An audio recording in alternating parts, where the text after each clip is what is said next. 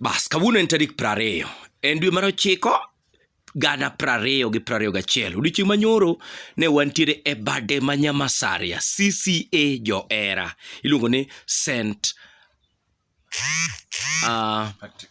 Patrick's e bade ma Nyamasaria nyoro. Jadolo maduong', the most reverend Patrick Ligawa, no ong'ado ne jo Nyamasaria margi. Koro kawuono waduogo mondo watim postmortem. To nikech ing'e ni kanisa koro dong' wi Pastor Maurice Omolo. Koro adwa ni jadolo be wang'ado maendi manyiso ni wambe wariwo lwetwa kamoro achiel. To kosa ma wan go ema ni nyien madwa ng'ade, pok no ng'ado ga keke ngimane since mane nyalo neno kokadho kuom neno ne ena kodembore ka wendo ne pinyorwa. Wuod jabori nade? An maber. Ngima ni nyaka kawuono isego kura didi? Ng'eny wuora. Ng'eny. Kek iseng'ado didi? Kech mok ang'ado joka moko. Kata dichiel. E gimana nyaka ne nyuola pok nang'ado kek ni koro los birthday. Ujaga kugen no nyuola gi jok ma jodongo. Koro mae kek mwadwa ng'ado. Mae kek mwadwa ng'ado ni concentration. Okay, gima ket kod mago. Of Nyamasaria CCA. Bas chach nyo yaw kache manyien ng'ata koro rwak thuolo. Okoro wan watimo postmortem. Mano dong' mane ng'ato kodhigo ema jadolo Maurice wacho ni Father gi wuon jaboro. Elo media fraternity. Koro maendi kobwas obai. Otamo wang' mogo. Tamo wang' mogo obai. Deno. Obai. Ivalso dhiambo. Obai. Stick to news. Jesse. Land weche habari TV ka ok nwejo TV. Gima nyoro pogo ket kawuono to. Koro. Gima nyoro pogo ket news kosera. Koro wuon jaboro makane pala. Wadari mondo miyo ng'ani ng'ini kek inyalo po ka ng'ato chako go audiot ka endi dang'o koinji maber. To kilem kata ne kek. Walemo. Jehova Nyasachwa ma kek. En ok ng'wenye ka kuon. Jehova en gik ma warado go dichiel mana kwa timo birthday. Ni timo ng'wono mondo mi bade ma Nyamasaria yaw CCA. Omiyo koro wachokore wang'ado kek moro ka jawar.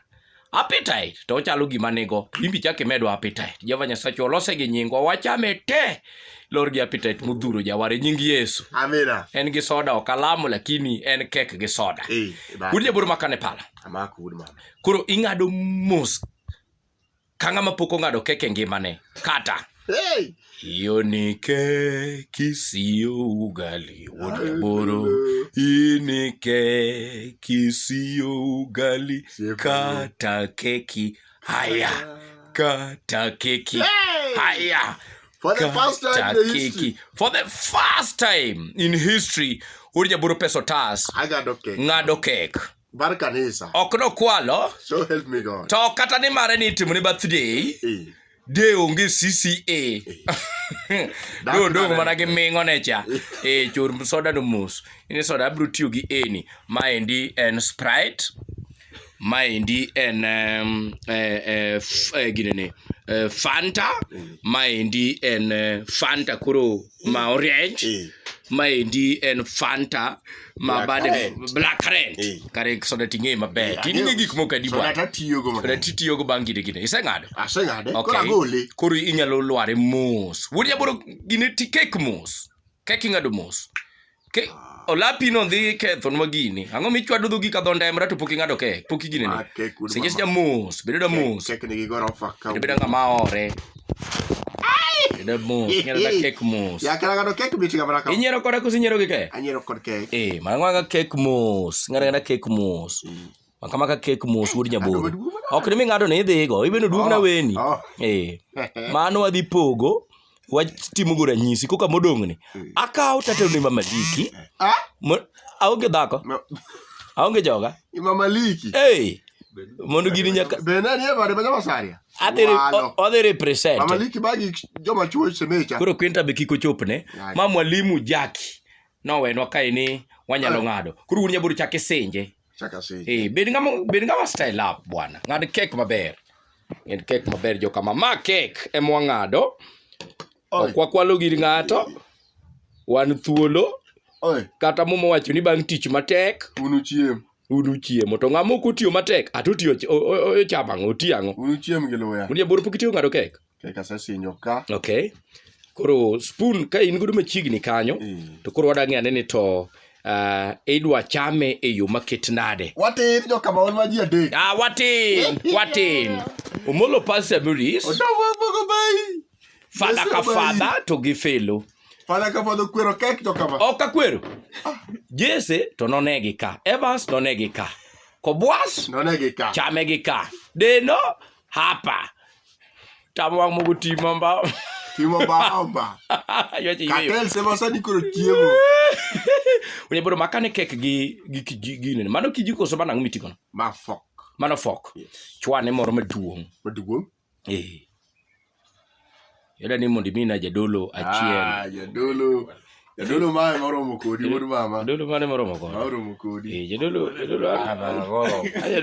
Ora miyo jadolo. Jadolo anuno. Angama serious kami gajawa miyo jadolo. History is made. Aber. Hallelujah. Ado jadolo do linge mana piyo karemo gombe. Alano kametne bas unya buru ambe ani nyodo angana chame seche moko makuru anti gini kingana tiyo na madung to makuru dong no taparo ni wanyalo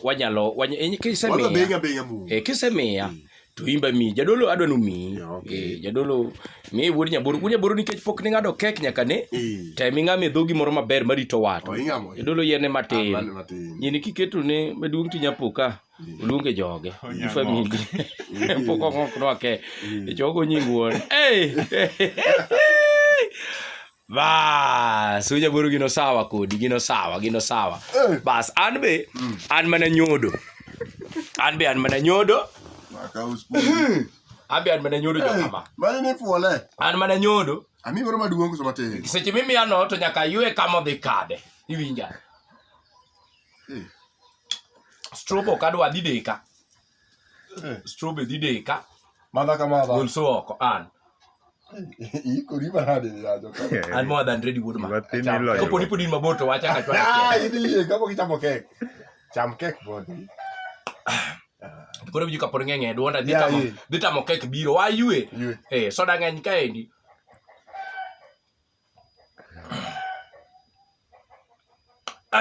haleluya koro cham kek babu mano tin yerna maduong' seche ma pod achamo achiel ni wuod ma kena kek ma maber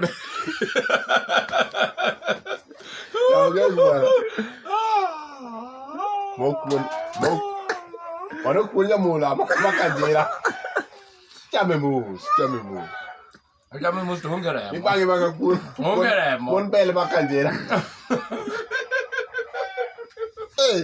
bas koro mano ranyisi watimo mana ranyisi mondo une modong' soda no kiditieko ting'ino kihero ga soda maduong' math matin modong' imeda ka endi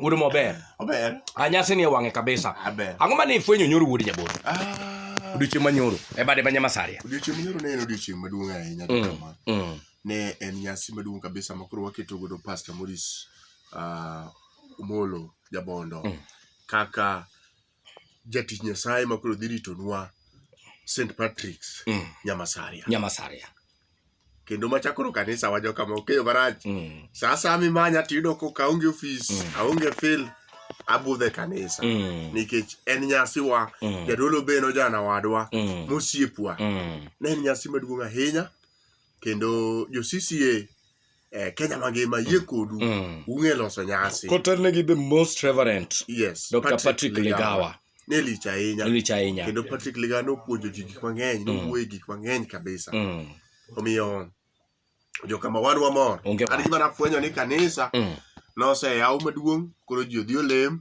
kendo tich odong' ne Pastor Maurice ni mondo many rombe okele kanisa ji olem bas mani wach Nyasaye koka mano to kek ni embelewa dipoka wach moro timore wewa clear kode fast jokama onge wach macha Felix Wunya buro peso tas an father ka father nondu police chwere Pastor Maurice nigi kocha jokama kwa yudo to wewa chiem jawar lor gi appetite gini wa kemel kikwendo moro bi machiegni